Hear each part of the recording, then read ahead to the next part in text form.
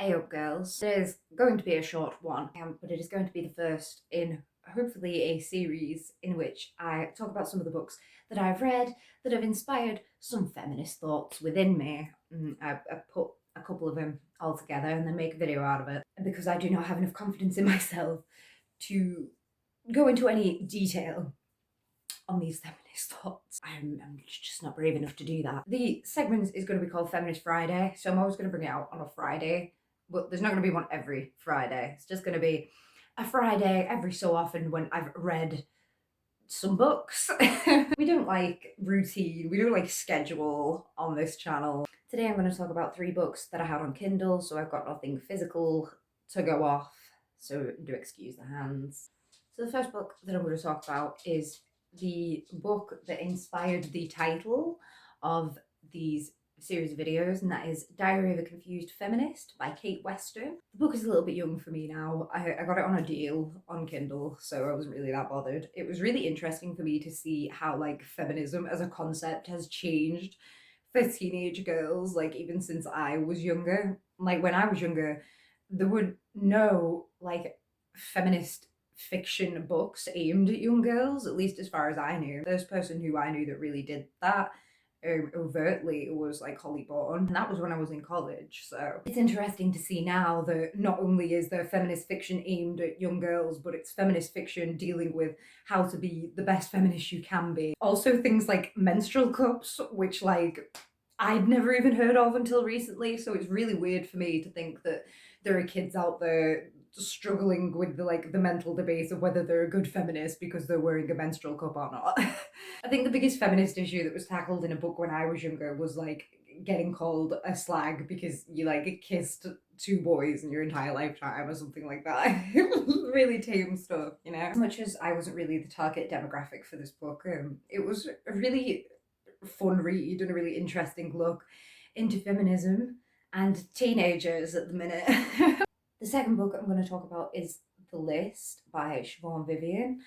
I read this book because I read the Burn for Burn series by Vivian and Jenny Han, and I thought that was really, really good. So I thought I'd give Vivian a bit of further reading, and I really, really enjoyed The List. The essential plot of The List is that every year this high school brings out a list of the most and least attractive girls in every year of the school, and nobody knows who makes it. We focus in on not only the girls who are branded the ugliest or the prettiest, but both sides, and we see things from everyone's points of view, and we get to see how their placement on the list affects them. The school kind of acts as a microcosm for society, and we get to see the ways that labels, especially labels regarding physical appearance, when it comes to women, and the way that society will treat them once they have those labels. Because it isn't just about who's pretty and who isn't at the end of the day. The whole thing acts as kind of like they can use the list to hire someone's social standing who they think is deserving of it, or lower someone's social standing who they think isn't. It's insane how the whole thing is just hinged on appearance, but appearance doesn't even factor into it at the end.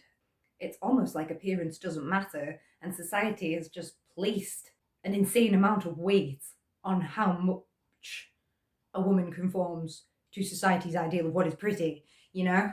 I like the way that it explores both sides, and it didn't just go into, oh, we've been branded ugly, which is like the obvious way to go, and this is how it affects us. It also goes into the ways that being labelled pretty can affect your life.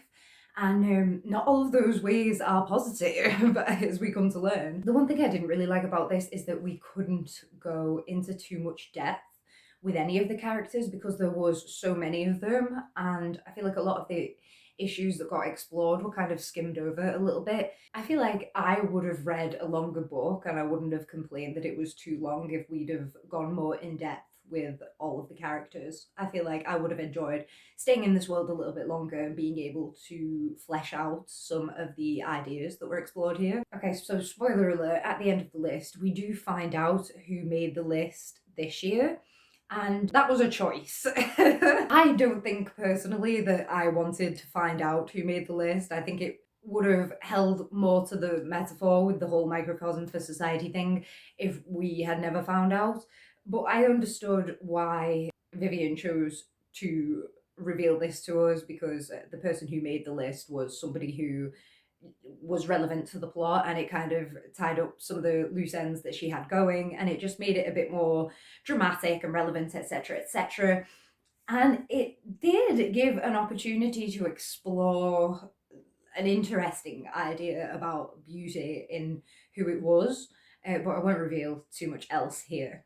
I will say that it is mentioned early on in the book. Somebody said what boys would do that about the list, and somebody says, well, obviously the list is made by girls. At the end of the book, spoiler alert again, we do find out that it is a girl who has made the list this year. It says a lot that it's kind of implicitly known by everyone that it is girls making this list, because in a straightforward feminist whatever, like, it would obviously be men doing this, right? Men are always the bad guys, but there's a lot to be said in the fact that it is women doing this to women in this book, and I really like that.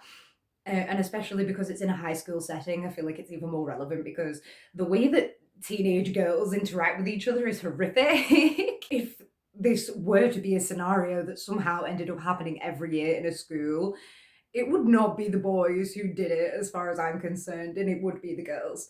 And it would be this whole teen queens and has-beens hierarchy fucking big deal. And it would not be good. So I really enjoyed the list. I thought it was a really good read, and I would recommend it if you have not read it already. The last book that I'm going to talk about today is Pretending by Holly Bourne. Quick trigger warning, I'm not really going to go into it in a lot of depth, but this story does involve an R-word survivor.